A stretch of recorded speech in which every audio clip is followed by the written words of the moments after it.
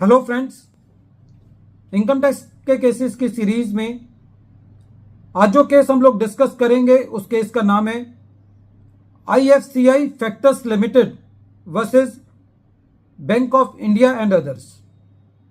ये case 455 ITR page number 705 पर report हुआ। मैटर दिल्ली हाई कोर्ट ने डिसाइड किया और इस केस का जजमेंट 31 अगस्त 2022 को आया। फ्रेंड्स, ये केस थोड़ा सा यूनिक है। इस तरीके के केसेस कम देखने को मिलते हैं।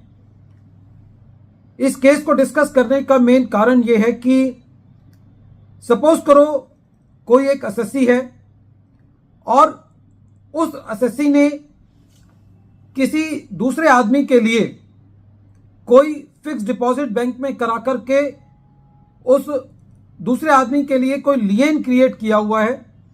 कहने का मतलब यह है कि असेसी ने किसी को पैसे देने हैं और जिसने पैसे लेने हैं वो एक सिक्योर्ड क्रेडिटर है असेसी का। और ऐसी परिस्थिति के अंदर यदि कोई ऐसी सिचुएशन अराइज हो जाती है कि इनकम टैक्स डिपार्टमेंट भी कोई अपनी डिमांड लेकर के असेसी के पास पहुंच जाता है और असेसी के असेट्स पर उनको एक अटैचमेंट लगा देता है, तो पहले इनकम टैक्स डिपार्टमेंट का राइट क्रिएट होगा या पहले उस सिक्योर्ड क्रेडिटर का राइट क्रिएट होगा।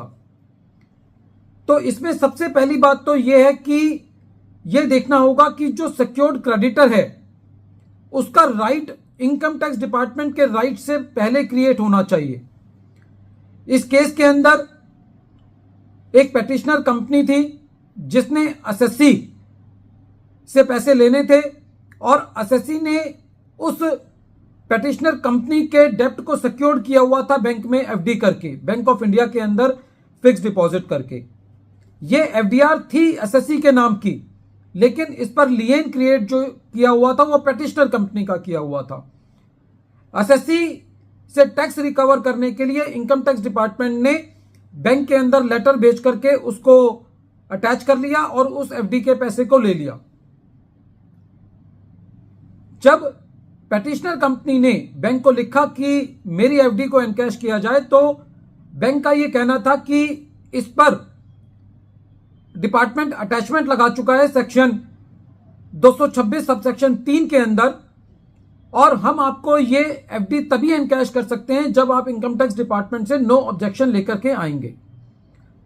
बैंक ऑफ इंडिया के इस लेटर के against petitioner company Delhi high court में गई और दिल्ली हाई कोर्ट ने इस केस के अंदर यह कहा कि जो फिक्स्ड डिपॉजिट पर लिएन क्रिएट किया गया था पेटिशनर कंपनी के हक में, वो पेटिशनर कंपनी को एक सिक्योर्ड क्रेडिटर बना देता है और वो जो लिएन क्रिएट किया गया था वो इनकम टैक्स डिपार्टमेंट के नोटिस भेजने से पहले किया गया था।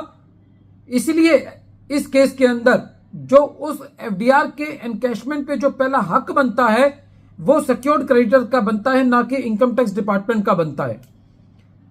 फ्रेंड्स, ये केस इस लिहाज से भी इंपॉर्टेंट है कि जहां पर असेसीज ने बैंकों से लोन लिया हुआ है और असेसी की प्रॉपर्टी बैंकों के पास गिरवी रखी हुई है, मॉर्गेज हुई हुई है, और यदि असेसी के अगेंस्ट कोई डिमांड क्रिएट हो जाती है तो उन असेट्स पर पहला हक इनकम टैक्स डिपार्टमेंट का होगा या उन बैंकर्स का होगा जिन्होंने असेसी को उनकी प्रॉपर्टी को गिरवी रख के पैसा दिया हुआ है। तो ये केस उन सब केसेस के लिए भी इंपॉर्टेंट है और इस केस से ये बात सामने आती है कि जो सिक्योर्ड क्रेडिटर हैं उनका इनकम टैक्स डिपार्टमेंट से पहला हक है यदि उनका चार्ज जो है, उनकी सिक्योरिटी जो है वो इनकम टैक्स डिपार्टमेंट के नोटिस इशू होने से पहले वो लिएन या चार्ज क्रिएट कर दिया गया हो।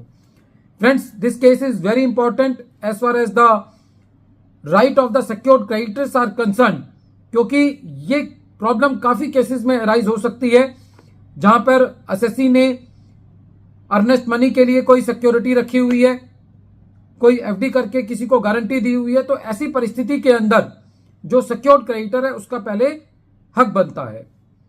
वीडियो के अंत में एक बार फिर मैं केस का नाम रिपीट कर रहा हूं। केस का नाम है IFCI factors limited versus bank of India and others, और ये केस 455 ITR पेज नंबर 705 पर रिपोर्ट हुआ। मैटर दिल्ली हाई कोर्ट ने डिसाइड किया और इस केस का जजमेंट 31 अगस्त 2022 को आया। Thank you friends.